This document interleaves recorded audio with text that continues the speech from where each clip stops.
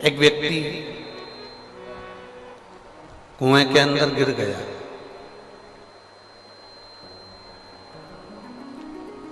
अब आसपास की जो दीवारें बड़ी चिकनी हो चुकी है क्योंकि उसमें कई लगे।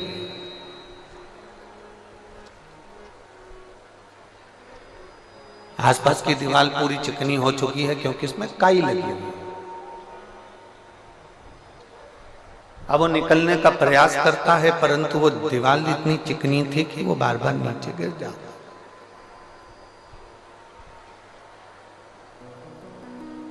फिर थोड़ा सा ऊपर चढ़ने का प्रयास करता है, फिर नीचे गिर जाता। अब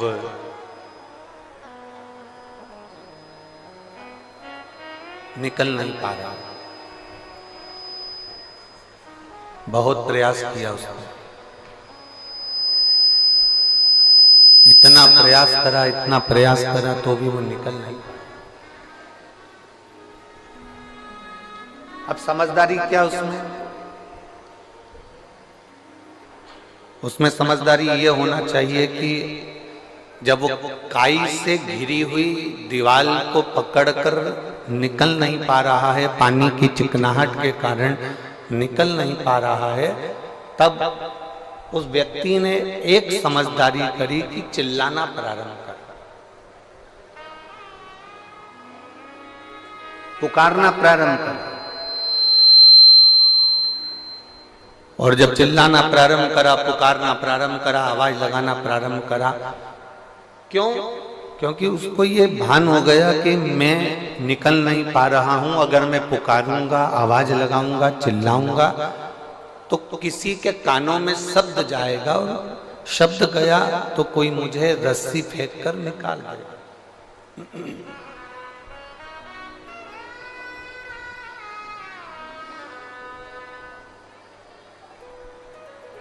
यदि मैं पुकारूंगा तो कोई मुझे रस्सी फेंकेगा, नीचे डालेगा और मुझे निकाल लेगा। अब उसने जम जम कर चिल्लाना प्रारंभ करा, पुकारना प्रारंभ करा, आवाज लगाना प्रारंभ। और जब बहुत तेज उसने आवाज लगाई, बहुत तेज पुकारा, बहुत उसने आवाज लगाई, तब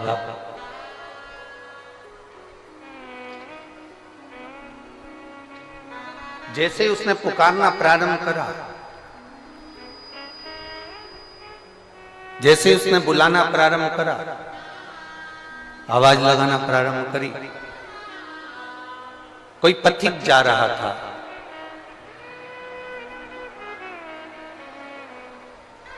एलईडियां चालू करिए, एलईडी वाले एलईडियां चालू करिए। कोई पथिक निकल कर जा रहा था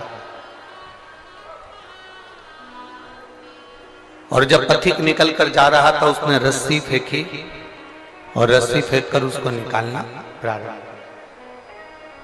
अब इस चरित्र से हमको सीखना, इस चरित्र से हमको कुछ ग्रहण करना, हमको सीखना।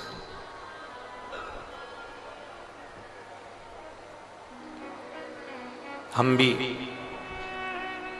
भवसागर के इस कुएं के अंदर गिरे पड़े हुए, भवसागर के इस कुएं के अंदर हम भी गिरे पड़े हुए हैं। और आसपास बहुत सारी परिवार, नाते, रिश्ते, कुटुंब, कबीले की काई लगी पड़ी हुई है।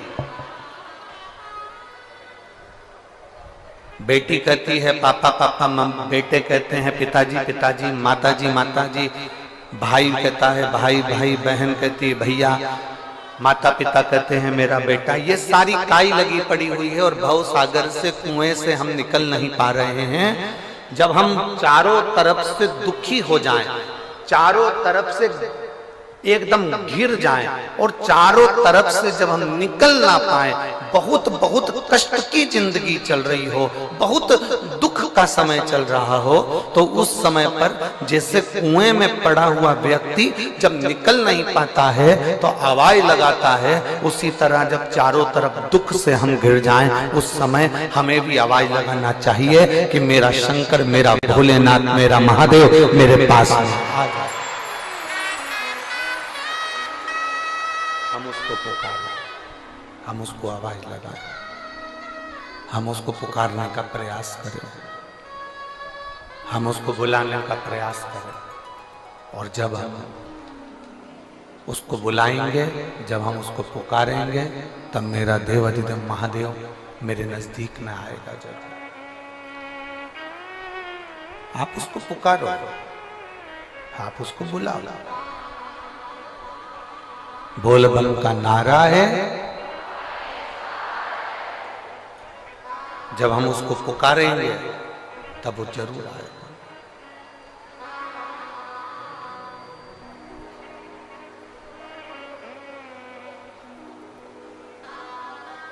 उसको पुकारने के लिए आपको कोई दिखावे की जरूरत नहीं है। शिव महापुराण की कथा कहती है, उसको पुकारने के लिए केवल तुमको एक निर्मल मन, निर्मल सोच, निर्मल बुद्धि, निर्मल चित्त चाहिए। वो तुम्हारे सम्मुख में होगा। जैसे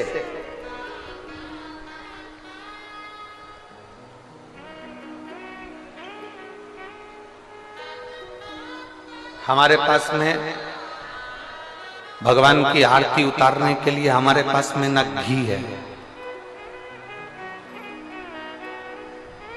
हमारे पास में ना हमारे पास में बाती है, ना हमारे पास में कोई दीपक है। आप लोगों दो चीजें हैं जो चलित में किसी को दी नहीं जाता। दो चीज, आरती शिव महापुराण की कथा आप लोग सुन रहे हैं, बड़े ध्यान लगाकर सुनना। दो चीजें हैं जो चलित में किसी को दी नहीं जाती। एक अपने घर का तवा, तवा जानते हो, जिस पर रोटी बनाते हो। कोरा तवा है, उस पर आपने कभी रोटी नहीं बनाई है तो आप किसी को दे सकते हो, मना नहीं।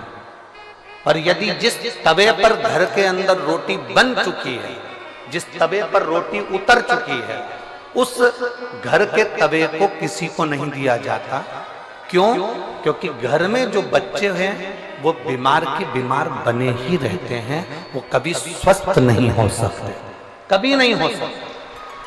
अगर एक बच्चा बीमार है तो दूसरा ठीक होगा, दूसरा बीमार है तो तीसरा ठीक होगा, तीसरा है तो चौथा बीमार पड़ेगा, ये निश्चित।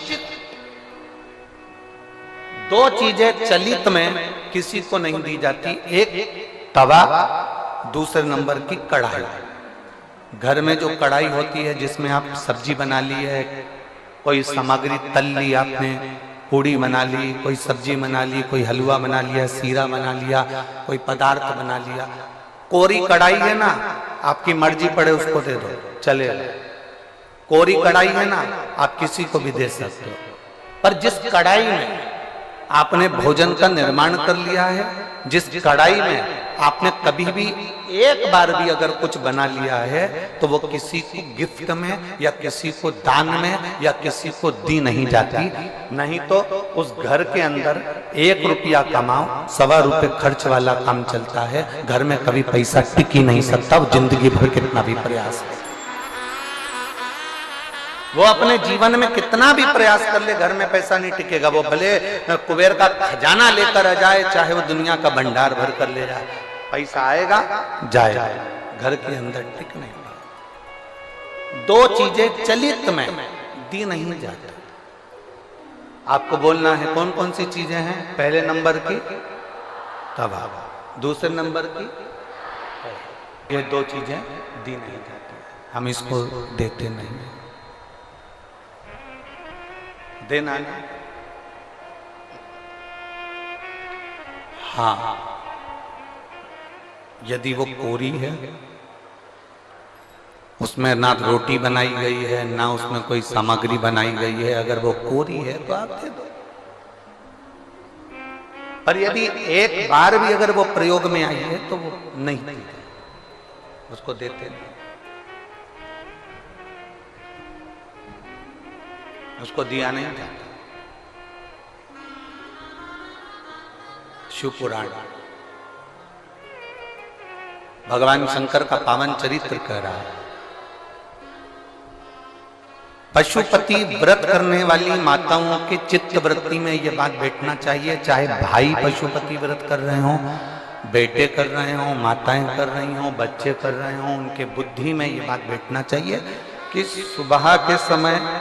सुबह के समय जाकर आप भगवान की पूजन करो, अर्चना करो, आरती करो, मना नहीं है। पर शाम के समय पर 6 दिए के सिवाय एक बत्ती भी मंदिर के अंदर थाली के अंदर रखकर नहीं जाती आरती उतारने के लिए। अगर तुम्हें आरती उतारना है तो साथ में छोटा सा कपूर का टुकड़ा अपनी आरती की थाली में लेकर चले जाओ, पर बाती और दिया नहीं जाए,